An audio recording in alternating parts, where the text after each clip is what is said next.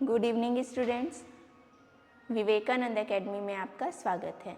आज हम यहाँ पर डीएनए के विषय में चर्चा करने वाले हैं कि डीएनए होता क्या है, डीएनए की संरचना कैसी होती है तथा जो इससे जुड़ी कुछ सामान्य सी बातें हैं डीएनए के बारे में, उन सभी विषयों पर चर्चा करेंगे। जैसे हम जानते हैं कि जो डीएनए होता है वो हमारे शरीर के हर एक कोशिका में पाया जाता है और आनुवंशिक पदार्थ का कार्य करता है। जेनेटिक मटेरियल कहा जाता है डीएनए को। डीएनए एक प्रकार का जेनेटिक मटेरियल है। जेनेटिक मटेरियल,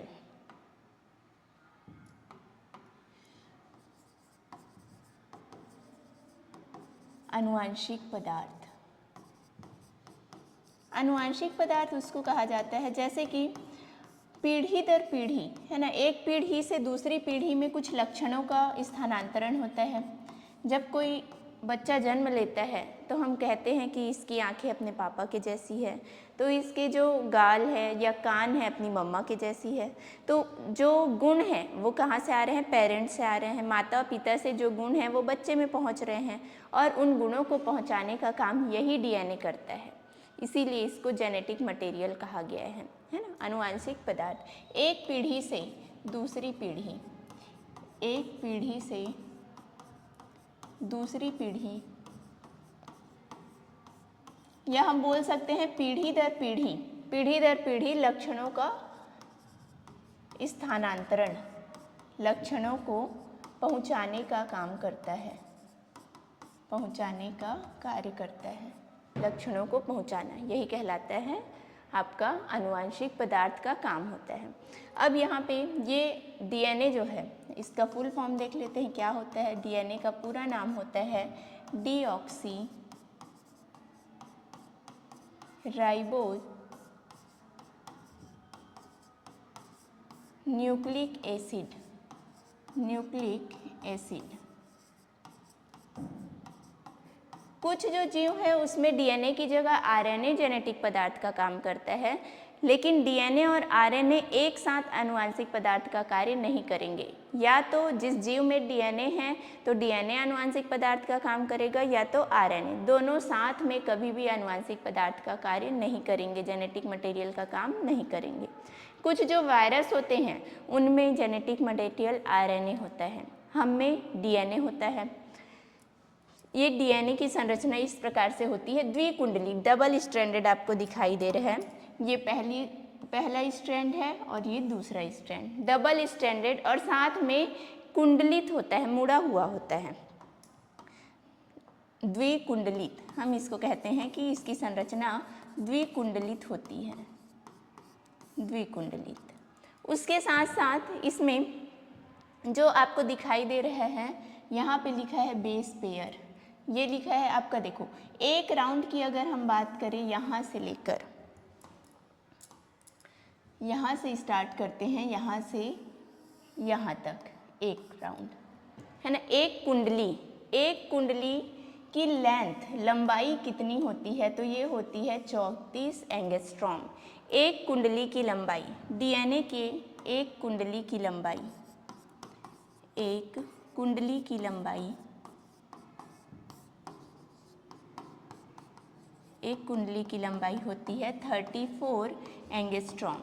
एक कुंडली की लंबाई है 34 एंगस्ट्रॉम, और साथ में इसके अगर चौड़ाई की बात करें हम, इसकी चौड़ाई कितनी होती है? तो ये होता है 20 एंगस्ट्रॉम। चौड़ाई होता है 20 एंगस्ट्रॉम, चौड़ाई, या दोनों कुंडली के बीच की जो दूरी है वो होती है 20 एंगस्ट्रॉम। दोनों कुंडली जो मुड़ा हुआ है उनके बीच का दूरी है 20 एंगस्ट्रॉम। इस तरीके से अगर हम देखते हैं, एक कुंडली की लंबाई है 34 एंगस्ट्रॉम, और इस एक कुंडली में 10 बेस पेयर पाए जाते हैं।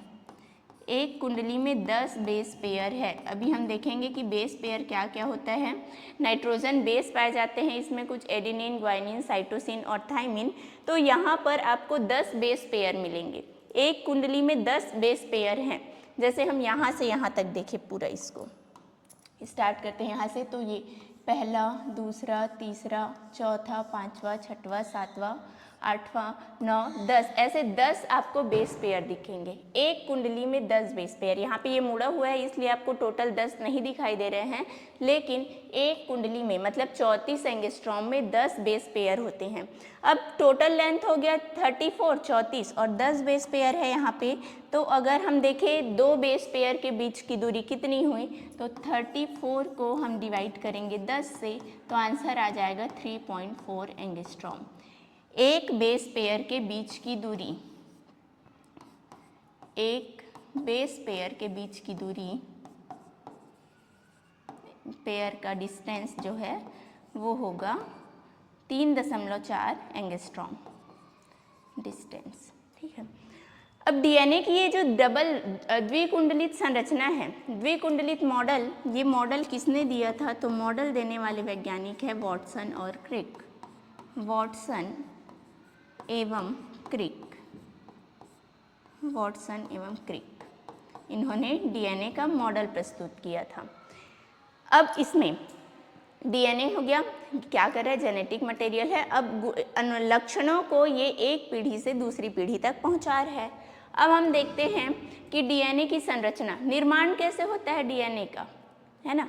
इसको बनाने के लिए कुछ, जैसे हम सब्जी बना रहे हैं तो सब्जी बनाने के लिए या कोई भी डिश बना रहे हैं तो बहुत सारे चीज़ों को उसमें मिक्स किया जाता है और मिक्स करके बनाया जाता है, वैसे ही डीएनए बनाने के लिए भी कुछ चीज़ों की ज़रूरत पड़ती है। अब कौन कौन सी चीज़ें हैं आइए देखते हैं। डीएनए का निर्माण मुख्यतः 3 चीज़ों से मिलकर होता है। डीएनए जो बनेगा वो 3 मुख्य चीज़ों से मिलकर बनता है। डीएनए एक प्रकार का पॉलीमर है, पॉलीमर है, पॉलीमर है मतलब इसका कोई मोनोमर होगा, एकलक होगा, है ना। पॉलीमर किसको कहा जाता है, जो छोटे छोटे अणुओं से मिलकर लंबी श्रृंखला बन जाती है उसको हम पॉलीमर कहते हैं, बहुलक कहते हैं। तो डीएनए भी एक प्रकार का पॉलीमर है, बहुलक है। तो इस पॉलीमर का जो मोनोमर होगा, मोनोमर, वो होता है न्यूक्लियोटाइड, एकलक है न्यूक्लियोटाइड। जैसे हम प्रोटीन देखते हैं, प्रोटीन के बारे में बात करें तो प्रोटीन भी आपका बहुलक है। प्रोटीन मिलकर बना होता है एमिनो एसिड से, तो एमिनो एसिड उसका एकलक हो गया, मोनोमर हो गया। वैसे ही डीएनए का जो एकलक है, मोनोमर है, वो है न्यूक्लियोटाइड। तो बहुत सारे न्यूक्लियोटाइड से मिलकर निर्माण होता है डीएनए का, इसलिए डीएनए को पॉलीन्यूक्लियोटाइड भी कहा जाता है, पॉलीन्यूक्लियोटाइड, पॉलीन्यूक्लियोटाइड भी कहा जाता है। तो एक तो है नाम डीएनए, दूसरा हम इसको नाम दे सकते हैं पॉलीन्यूक्लियोटाइड, क्योंकि ये न्यूक्लियोटाइड से मिलकर बना हुआ है। फिर हम देखते हैं ये न्यूक्लियोटाइड कैसे बनेगा। हमने जान लिया कि न्यूक्लियोटाइड से मिलकर डीएनए बना हुआ है, लेकिन न्यूक्लियोटाइड का निर्माण कैसे होगा, तो न्यूक्लियोटाइड का निर्माण, चलिए देखते हैं न्यूक्लियोटाइड कैसे बनेगा।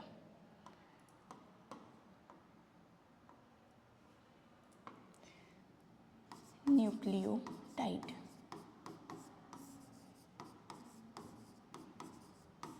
न्यूक्लियोटाइड 3 चीज़ों से मिलकर बनता है। पहला होता है नाइट्रोजन बेस, नाइट्रोजन बेस। दूसरा है शुगर, शर्करा, और तीसरा होता है फॉस्फेट ग्रुप, फॉस्फेट समूह, फॉस्फेट समूह। तो ये तीनों मिलकर निर्माण करते हैं न्यूक्लियोटाइड का। नाइट्रोजन बेस, ये 2 प्रकार के होते हैं नाइट्रोजन बेस, एक होता है प्यूरीन और दूसरा होता है पेरिमिडीन। प्यूरीन और दूसरा है पाइरिमिडीन, प्यूरीन और पाइरिमिडीन। हम डायरेक्ट ये बोल सकते हैं कि नाइट्रोजन बेस 4 प्रकार के होते हैं, लेकिन जानना ये भी जरूरी है कि कौन सा प्यूरीन है और कौन सा पिरिमिडीन है। तो नाइट्रोजन बेस मुख्यतः 2 प्रकार के, एक है प्यूरीन और दूसरा है पाइरिमिडीन। प्यूरीन के अंतर्गत आपका आता है एडिनिन और ग्वानिन, एडिनिन और ग्वानिन। और फिर पायरिमिडीन में आता है साइटोसिन और थाइमिन, साइटोसिन और सेकेंड है थाइमिन। इस प्रकार से बेस पेयर नाइट्रोजन बेस जो है वो 4 हुए, ए, जी, सी और टी, एडिनिन, ग्वाइनिन, साइटोसिन और थाइमिन। ये प्यूरिन है ए और जी, पिरिमिडीन है सी और टी। फिर शुगर की बात करते हैं तो शुगर आपके यहाँ पे मिलेंगे पेंटोस शुगर। जो डीएनए के अंदर शुगर होता है उस शुगर का नाम है पेंटोस शुगर, 5 कार्बन वाला पेंटोस शुगर। जिस शुगर में, जिस शर्करा में 5 कार्बन है उसको हम पेंटोस शुगर कहते हैं, या इसी को हम राइबोस शुगर भी बोल सकते हैं, राइबोस शुगर, पेंटोस शुगर, है ना। आपको पूछा जाए डीएनए में किस प्रकार की शर्करा पाई जाती है तो 5 कार्बन वाली शर्करा पाई जाती है जिसको हम पेंटोस शुगर कहते हैं, ठीक है। अगर 3 होता उसमें कार्बन की मात्रा तो उसको ट्रायोस कहा जाता है, 4 होता है तो टेट्रोस कहते हैं। उसी तरीके से 5 कार्बन अगर है किसी शुगर में तो हम उसको पेंटोस शुगर कहते हैं। राइबोस शुगर एक प्रकार का पेंटोस शुगर है जो कि डीएनए में उपस्थित होता है। फिर आता है तीसरा फॉस्फेट समूह, फॉस्फेट, इसका फॉर्मूला है PO4 3-। ये है फॉस्फेट ग्रुप। ये तीनों मिलकर ही न्यूक्लियोटाइड का निर्माण करते हैं। आप देख सकते हैं ये हो गया आपका फॉस्फेट ग्रुप, फॉस्फेट समूह। दूसरा है ये पेंटोस शुगर है, ये वाली संरचना पेंटोस शुगर की है। और ये जो आपको दिखाई दे रहा है ये है नाइट्रोजन बेस। तीनों मिलकर बनाते हैं न्यूक्लियोटाइड। ये एक न्यूक्लियोटाइड की संरचना है, न्यूक्लियोटाइड। ऐसे ही जब बहुत सारे न्यूक्लियोटाइड आपस में मिलेंगे तब होगा डीएनए का निर्माण। ये हो गया डीएनए। अब इसी में फिर आपको पूछा जाता है कि न्यूक्लियोसाइड क्या है, तो न्यूक्लियोसाइड क्या है ये भी जान लेते हैं। न्यूक्लियोसाइड, ये था न्यूक्लियोटाइड। अब आती है बारी न्यूक्लियोटाइड की। देखो न्यूक्लियोसाइड 3 चीज़ों से मिलकर बना, नाइट्रोजन बेस, शुगर और फॉस्फेट समूह। सबसे पहले हम 2 चीज़ों को मिलाते हैं, नाइट्रोजन बेस और शुगर। नाइट्रोजन बेस और शुगर, यहाँ पे मैं लिख देती हूँ नाइट्रोजन बेस, और दूसरा है शुगर, पेंटोस शुगर। जब हमने दोनों को मिलाया तो जो हमें प्राप्त हुआ उसको बोला जाता है न्यूक्लियोसाइड, न्यूक्लियोसाइड। अब जब इस न्यूक्लियोसाइड में हम ऐड करेंगे, न्यूक्लियोसाइड में जोड़ेंगे फॉस्फेट समूह को, फॉस्फेट समूह को, तब ये बनेगा न्यूक्लियोटाइड। फॉस्फेट समूह जब जुड़ा तब ये बन गया न्यूक्लियोटाइड। तो न्यूक्लियोसाइड क्या है? शुगर प्लस नाइट्रोजन बेस, इसको बोला जाता है न्यूक्लियोसाइड।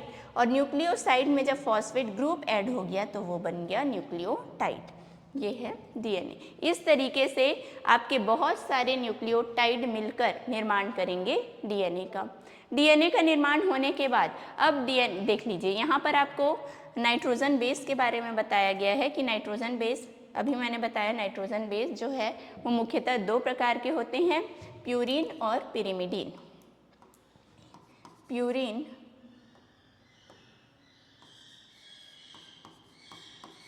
और पायरिमिडीन, पायरिमिडीन। आप जो सामने देख रहे हैं ये एडिनिन और ग्वानिन, ये है प्यूरिन, और साइटोसिन, थाइमिन और यूरेसिल, ये तीनों आपके हैं पायरिमिडीन।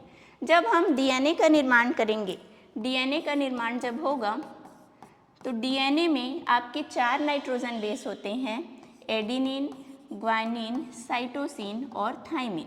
वहीं पर जब आरएनए का निर्माण होगा तो आरएनए बनाने के लिए एडिनिन, ग्वानिन, साइटोसिन और थाइमिन को रिप्लेस करके आ जाता है वहाँ पर यूरेसिल, थाइमिन। तो डीएनए के लिए 4 है, adenine, guanine, cytosine, thymine. RNA के लिए जो बेस पेयर है वो एडिनिन, ग्वानिन, साइटोसिन और थाइमिन के जगह थाइमिन को रिप्लेस करके आएगा यूरेसिल, यूरेसिल आ जाता है यहाँ पे। अब कौन किसके साथ बंध बनाएगा? हमेशा प्यूरिन पिरिमिडीन के साथ जुड़ेगा। जब नाइट्रोजन बेस डीएनए में भाग लेंगे तो प्यूरिन के साथ जुड़ता है पायरिमिडीन। जैसे कि प्यूरिन है एडिनिन और ग्वानिन और पायरिमिडीन है साइटोसिन और थाइमिन। तो ए के साथ बंध बनाएगा टी और सी के साथ बंध बनाएगा जी। मतलब एडिनिन किसके साथ बंध बनाएगा? थाइमिन। एडिनिन हमेशा किसके साथ बंध बनाएगा? थाइमिन के साथ। और ये बंध जो बनता है वो डबल बॉन्ड होता है, हाइड्रोजन बंध होता है। और साइटोसिन ट्रिपल बॉन्ड बनाता है, ट्रिपल बॉन्ड के साथ जुड़ता है ग्वानिन के साथ, ये भी हाइड्रोजन बंध है। आपको अगर पूछा जाए कि डीएनए के निर्माण में एडिनिन या फिर एडिनिन, ग्वानिन, साइटोसिन या थाइमिन ना बोलकर सीधा बोल दिया गया कि नाइट्रोजन बेस किस बंध के द्वारा जुड़े होते हैं, तो आप बताएंगे हाइड्रोजन बंध। हाइड्रोजन बंध के द्वारा नाइट्रोजन बेस जुड़े होते हैं। और किसके बीच डबल बॉन्ड होता है और किसके बीच ट्रिपल बॉन्ड?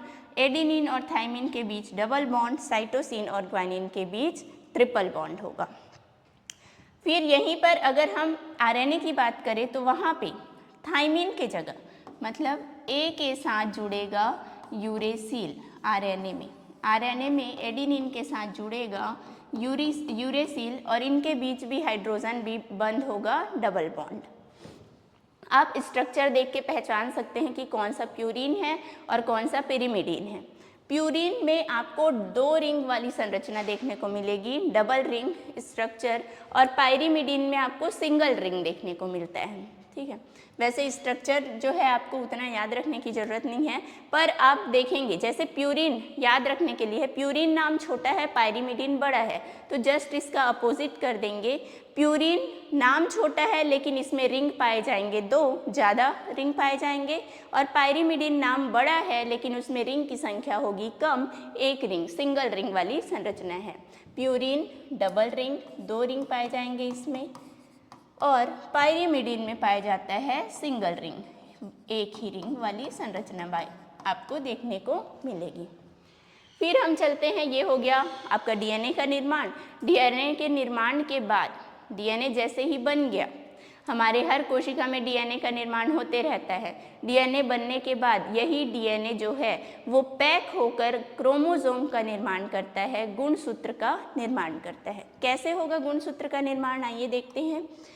ये जो है स्ट्रक्चर किसकी है, इधर से स्टार्ट करते हैं। डीएनए की संरचना आपको दिखाई दे रही है, ये है डबल हेलिक्स स्ट्रक्चर डीएनए का।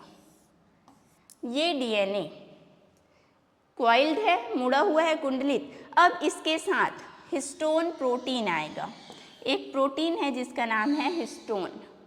DNA plus histone protein, DNA plus histone protein,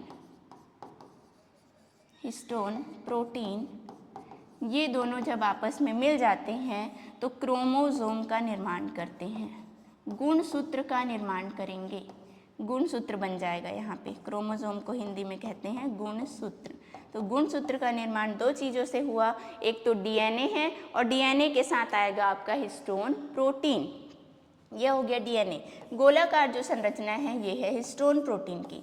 यहाँ पर आपको देखेंगे 3, 4, 5, 6, 7 और 8 हिस्टोन दिखाई दे रहे हैं। कितने हिस्टोन हैं? 8 हिस्टोन एक साथ जब जुड़ जाते हैं तो इसको हिस्टोन ऑक्टामर कहा जाता है। ये यहाँ पर 8 आपके हिस्टोन प्रोटीन एक साथ दिखाई दे रहे हैं, इसको कहा जाता है हिस्टोन ऑक्टामर। हिस्टोन ऑक्टामर के ऊपर डीएनए लिपटता जाएगा। जैसे आपने धागे की गड्डी देखी हुई है, बीच में आपका खड्डे का या कागज का बना हुआ रहता है, उसके ऊपर धागे को लपेटते जाते हैं। वैसे ही यहाँ पर गड्डी के जगह, कागज की जो गड्डी होती है उसकी जगह है हिस्टोन ऑक्टामर, और हिस्टोन ऑक्टामर के ऊपर धागे के समान डीएनए उसके ऊपर लिपटता जाएगा। ये जो लिपटा हुआ है इसके ऊपर, ये है डीएनए इस हिस्टोन ऑक्टामर के ऊपर लिपट रहा है। ऐसे ही वो डीएनए हिस्टोन ऑक्टामर के ऊपर लिपट कर ऐसे लपटाते जाएगा उसके ऊपर, और कुंडलित स्ट्रक्चर, इस तरीके से कुंडली के समान स्ट्रक्चर बनाएगा, इस कुंडली को कॉइल कहा जाता है। जो इस तरीके से कुंडली बनेगी उसको कॉइल कहते हैं।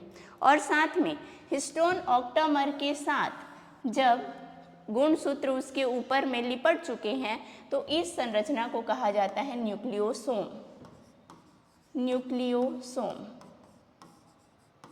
न्यूक्लियोसोम। सबसे पहले डीएनए अकेले था, डीएनए के साथ आया हिस्टोन प्रोटीन। हिस्टोन प्रोटीन 8 प्रकार के थे, यहाँ पे 8 हिस्टोन आपस में मिलकर हिस्टोन ऑक्टामर का निर्माण किए। हिस्टोन ऑक्टामर और डीएनए दोनों मिलकर न्यूक्लियोसोम बनाए। ये न्यूक्लियोसोम कुंडली के समान लिपटते गए जिसको कॉइल कहा गया। बहुत सारे कॉइल को एक साथ सुपर कॉइल कहा गया और यही सुपर कॉइल लास्ट में इस गुणसूत्र का निर्माण कर लेते हैं, क्रोमोसोम का निर्माण कर लेते हैं। इस पूरी प्रक्रिया को कहा जाता है डीएनए पैकेजिंग। पैकेजिंग मतलब जैसे आप कहीं जाते हो घूमने के लिए तो अपना सामान पैक करते हैं ना, उसी प्रकार यहाँ पर डीएनए को पैक करके क्रोमोसोम का निर्माण किया गया है। ठीक है, डीएनए को पैक करके क्रोमोसोम बनाया गया है और पैकिंग में कौन हेल्प कर रहा है तो हिस्टोन प्रोटीन हेल्प कर रहा है।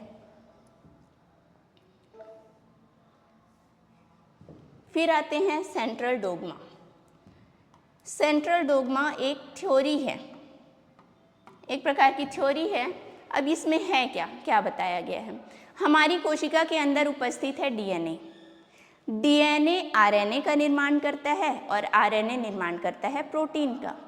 डीएनए से बनेंगे आरएनए और आरएनए से बनते हैं प्रोटीन।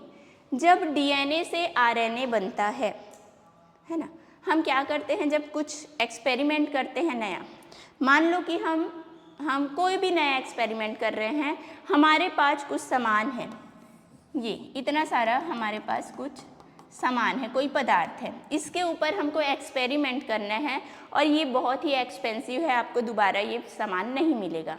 तो क्या पूरे सामान को लेकर आप एक ही बार में एक्सपेरिमेंट करोगे? नहीं करोगे। आप क्या करोगे, पहले मैं थोड़े से सामान को लेकर एक्सपेरिमेंट करता हूँ, अगर सही हुआ तब पूरे के साथ करूँगा। कुछ को आपने बचा दिया है क्योंकि अगर आपका एक्सपेरिमेंट फेल हुआ तो आप फिर से एक्सपेरिमेंट कर सको। तो यहाँ पर डीएनए से आरएनए बन रहा है, आरएनए से प्रोटीन बन रहा है, लेकिन आपको डीएनए को ख़त्म नहीं करना है पूरा। मान लो आपने क्या किया, आपके शरीर में ऐसे हुआ, जो डीएनए है, जितना डीएनए है पूरे से बन गया आरएनए और उन पूरे से बन गया प्रोटीन, उन पूरे से बन गया प्रोटीन। मतलब डीएनए तो खत्म आपके शरीर में, डीएनए तो है ही नहीं क्योंकि सारे डीएनए से बन गया आरएनए और आरएनए से बन गया प्रोटीन। मतलब आपके बॉडी में सिर्फ और सिर्फ प्रोटीन रह जाएगा। पर आपको ज़रूरत आरएनए का भी है, प्रोटीन का भी है और डीएनए का भी है। तो होगा ये कि डीएनए का ही निर्माण करना। पहला चीज़ क्या होगा कि आप डीएनए की पहले कॉपी तैयार करोगे, बहुत सारी कॉपियाँ बनाओगे, उसकी प्रतिलिपि बोलते हैं, जैसे फोटोकॉपी करवाते हैं उसको क्या कहते हैं, प्रतिलिपि। तो डीएनए से ही डीएनए का निर्माण भी होगा। फिर डीएनए से बनेगा आरएनए और आरएनए से निर्माण होगा प्रोटीन का, आरएनए से निर्माण होगा प्रोटीन का। डीएनए से डीएनए का बनना ये कहलाता है रेप्लिकेशन। डीएनए से डीएनए का निर्माण रेप्लिकेशन कहलाता है। फिर दूसरी प्रक्रिया है डीएनए से आरएनए का बनना। डीएनए से आरएनए का बनना कहलाता है ट्रांसक्रिप्शन। देखो, ट्रांसक्रिप्शन। फिर आरएनए से निर्माण होगा प्रोटीन का, जिसको हम कहते हैं ट्रांसलेशन। डीएनए से डीएनए का बनना रेप्लिकेशन, डीएनए से आरएनए का बनना ट्रांसक्रिप्शन और आरएनए से प्रोटीन का बनना ये कहलाता है ट्रांसलेशन। तो तीनों प्रक्रिया को मिलकर एक नाम दिया गया है जिसको हम कहते हैं सेंट्रल डोग्मा। तीनों प्रक्रिया को मिलाकर ही क्या बोला गया है, सेंट्रल डोग्मा कहा गया है। अब किसी वायरस में ऐसा होता है कि डीएनए से डीएनए का तो निर्माण नहीं होगा, किसी वायरस में आरएनए पाया जाता है अनुवांशिक पदार्थ के रूप में और वो आरएनए से बनाते हैं डीएनए। उल्टा हो जाएगा। यहाँ पे डीएनए से बन रहा था आरएनए, लेकिन अब होगा क्या, वायरस में, किसी किसी वायरस में आरएनए से बनता है डीएनए। मतलब ये प्रक्रिया उल्टी हो गई। जहाँ पे डीएनए से आरएनए बन रहा था हमने उसे कहा ट्रांसक्रिप्शन, लेकिन अब आरएनए से बन रहा है डीएनए, रिवर्स हो रहा है प्रोसेस, प्रक्रिया जो है विपरीत चल रही है, तो हम इसको कहेंगे रिवर्स ट्रांसक्रिप्शन। इस प्रक्रिया को कहा जाएगा रिवर्स ट्रांसक्रिप्शन। रिवर्स ट्रांसक्रिप्शन आपको ये देखने को मिलेगा एचआईवी वायरस में, एचआईवी वायरस हो गया, साथ में कोरोना वायरस, तो इनमें आपको देखने को मिलेगा रिवर्स ट्रांसक्रिप्शन। रिवर्स ट्रांसक्रिप्शन मतलब आरएनए से होगा डीएनए का निर्माण। जैसे ही ये वायरस किसी भी एनिमल के बॉडी में प्रवेश किए, किसी भी जंतु के अंदर प्रवेश किए, इनमें होता है आरएनए। अब उन आरएनए का प्रयोग करके ये जिसके भी शरीर में जाएंगे उसको एक फैक्ट्री के रूप में यूज़ करते हैं और आरएनए से डीएनए का निर्माण करते जाते हैं, ठीक है। ये कहलाता है रिवर्स ट्रांसक्रिप्शन। ये पूरी थ्योरी, पूरी प्रक्रिया ही कहलाती है सेंट्रल डोग्मा। फिर आएंगे हम अगले में, जिसको सेंट्रल डोग्मा में हमने देखा कि डीएनए से डीएनए भी बना, डीएनए से आरएनए और आरएनए से प्रोटीन। तो आरएनए से प्रोटीन का निर्माण कैसे हो रहा है देखते हैं यहाँ पर।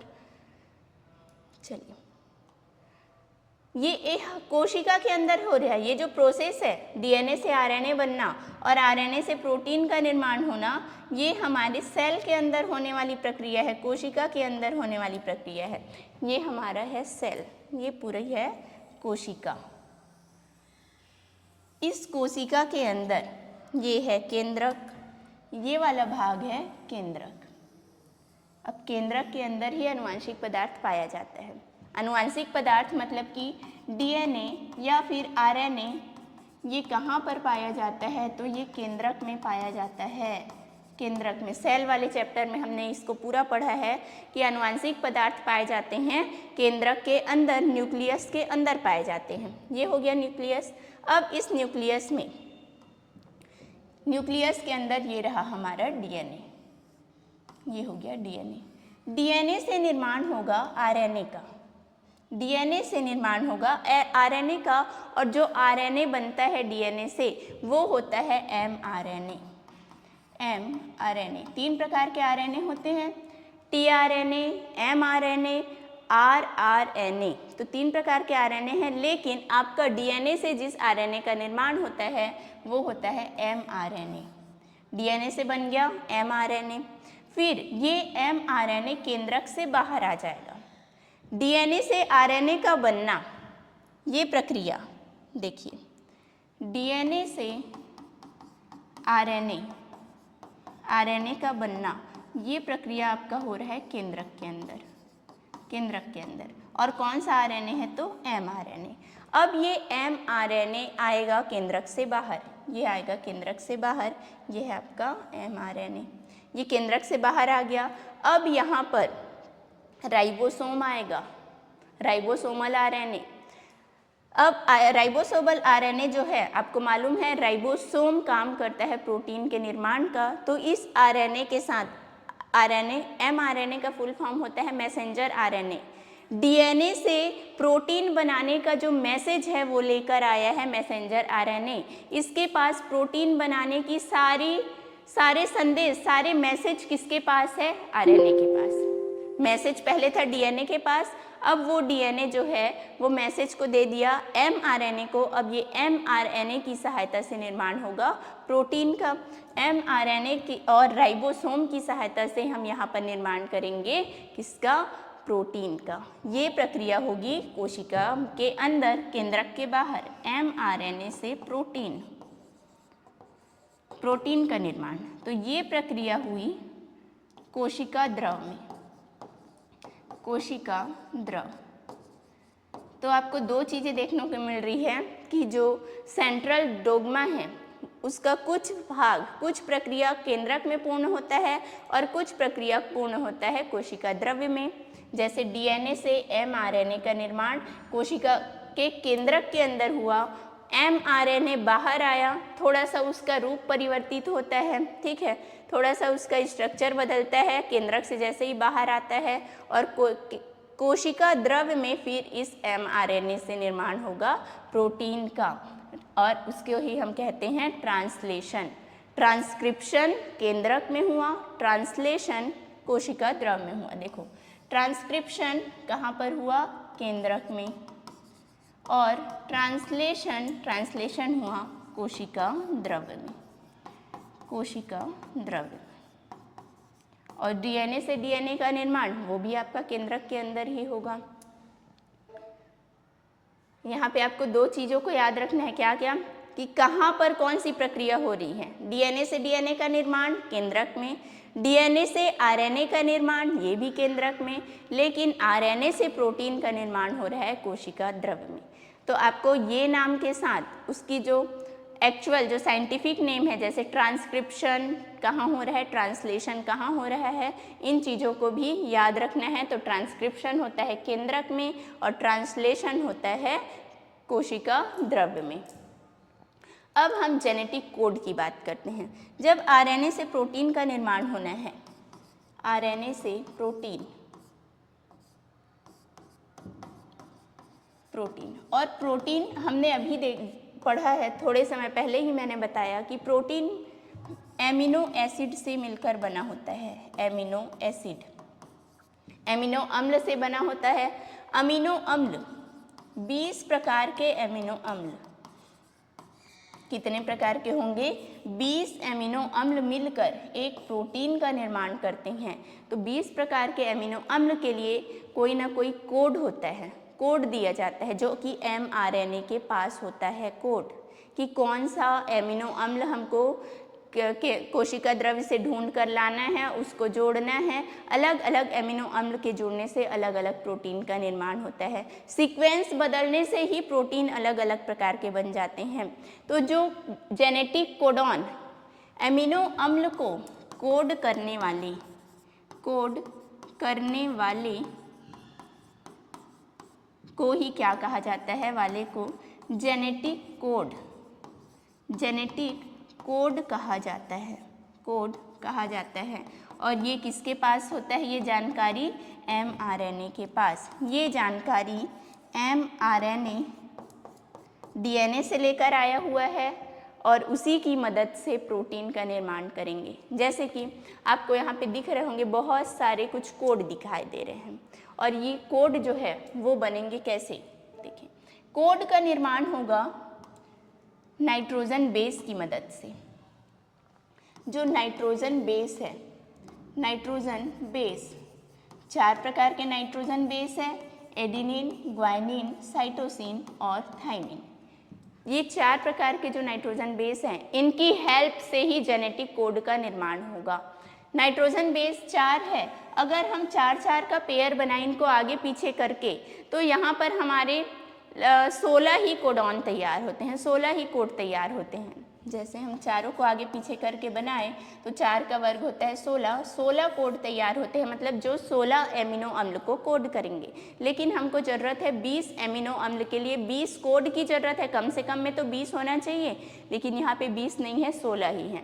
तो हमने क्या किया, इन चारों की जगह 3-3 को लेकर कोड बनाया, 3-3 के समूह से। जैसे A, G, C और T है, तो तीनों को ना मिलाकर हमने क्या किया, 3-3 का समूह बनाया और 3-3 के समूह से कोडॉन तैयार किया। 3-3 के समूह से। अब देखो यहाँ पे T क्यों नहीं होगा? एक बात याद रखेंगे, यहाँ कोडॉन में T नहीं होगा क्योंकि कोडॉन को लेकर आया है हमारा RNA, और RNA के पास T नहीं होता, उसके पास होता है U, यूरेसिल होता है। इन्हीं की मदद से अब कोडॉन बनाएंगे। तो हमने 3-3 का लिया, तो 4 की घात हम 3 करते हैं, तो 4 गुणित 4 गुणित 4, 4 चौक 16, 16 चौक 64, टोटल कोडॉन बनेंगे 64।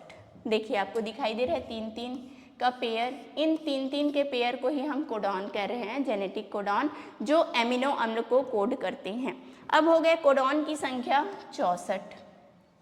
64 में से जो 61 कोडॉन है, देखो पहले तो 16 ही हो रहे थे, तो ये वाला कॉन्सेप्ट फेल हो गया कि हम चारों को लेकर कोडॉन बनाएंगे। तो फिर 3-3 के समूह से कोडॉन बनाया गया, इसको बोला गया ट्रिपलेट। 3-3 है, 3-3 एमिनो अम्ल का समूह तैयार किया गया है, इसको बोला गया ट्रिपलेट, ट्रिपलेट कहा गया। अब ये जो ट्रिपलेट है वो एमिनो अम्ल को कोड कर रहे हैं, तो जो एक एमिनो अम्ल के लिए, एक एमिनो एसिड के लिए एक से अधिक कोडॉन हो सकते हैं। क्यों होंगे? क्योंकि 64 कोडॉन है ना, 64 कोडॉन है, तो एक एमिनो अम्ल के लिए एक से ज़्यादा कोडॉन उत्तरदायी होते हैं। ठीक, अब यहाँ पे जो कोडॉन बना उसमें टोटल 64 है, 64 में से 61 कोडॉन, 64 में से 61 कोडॉन एमिनो अम्ल को कोड करेंगे, मतलब प्रोटीन बनाने में भाग लेंगे। 64 टोटल में से 61 कोडॉन एमिनो एसिड को कोड कर रहे हैं, एमिनो एसिड को कोड कर रहे हैं, मतलब कि प्रोटीन बनाने वाले हैं। ये प्रोटीन निर्माण करने के लिए उत्तरदायी है, प्रोटीन निर्माण के लिए। जबकि जो 3 कोडॉन हैं, 3 कोडॉन ये प्रोटीन बनाने की प्रक्रिया को रोकने वाले हैं। प्रोटीन बनाने की प्रक्रिया को रोकना, मतलब कि इसको स्टॉप कोडॉन कहा जाता है, स्टॉप कोडॉन। स्टॉप कोडॉन का काम क्या होगा? जैसे एक प्रोटीन बनाने के लिए हमको चाहिए 20 एमिनो अम्ल, एक प्रोटीन के लिए 20 एमिनो अम्ल चाहिए। ये है पहला एमिनो अम्ल, ये दूसरा, ये तीसरा, ये चौथा, पांचवा, छठवा, ऐसे ही 20वां आ गया। अब 20 के आगे अगर हमने इस प्रक्रिया को नहीं रोका तो और एमिनो एसिड जुड़ते जाएंगे, जुड़ते जाएंगे, जुड़ते जाएंगे। तो हमको इस चेन को ब्रेक करने के लिए, तोड़ने के लिए यहाँ पे एक ऐसा कोडॉन चाहिए जो इस प्रक्रिया को रोक दे, ये जो चेन बनाने की, पॉलीमर बनाने की प्रक्रिया है उसको रोक दे। तो वहाँ पर स्टॉप कोडॉन का यूज़ किया जाता है। 3 स्टॉप कोडॉन है, यहाँ पे आप देखेंगे UGA, UAA और UAG। स्टॉप कोडॉन की संख्या 3 है। कौन कौन से स्टॉप कोडॉन है? चलिए, 3 स्टॉप कोडॉन, स्टॉप कोडॉन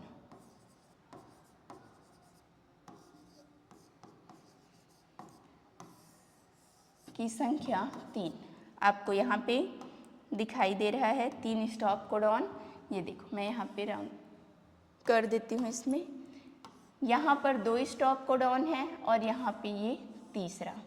पहला है UAA,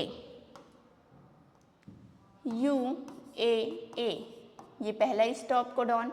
दूसरा है UAG, UAA, UAG और तीसरा है UGA। ठीक, ये 3 स्टॉप कोडॉन। अगर आपको ये याद नहीं होते हैं, वैसे तो 3 ही हैं, याद हो जाएंगे, पर इसको याद करने के लिए आप ये बोल सकते हैं, देखो U से हो जाएगा उल्लू, A से आया, A से आया, उल्लू आया, आया, पहले उल्लू आया, ठीक है, उल्लू आया, आया, फिर वो उल्लू क्या हुआ कि चला गया वापस, उल्लू आया, गया, और फिर जो गया था वो फिर से वापस आ गया, तो आप क्या बोलोगे? उल्लू गया, आया। ठीक है, एक उल्लू है, आप देख रहे थे बैठकर अपने घर की छत पर, तो एक उल्लू आया, तो आपने क्या कहा? उल्लू आया, आया। फिर आपने जैसे ही देखा, किसी और को बुलाया, आओ भाई देखो उल्लू, उल्लू आया, आया, आओ देखना। लेकिन उनके आते तक क्या हुआ? वो उल्लू चला गया, तो आप बोलोगे उल्लू आया, चला गया, उल्लू आया, गया। फिर आपने देखा कि वो फिर से वापस आ रहा है, तो आपने कहा उल्लू गया, आया, चला गया था लेकिन फिर से वापस आ गया। तो ये तीनों आपके हैं स्टॉप कोडॉन, UAA, UAG और UGA।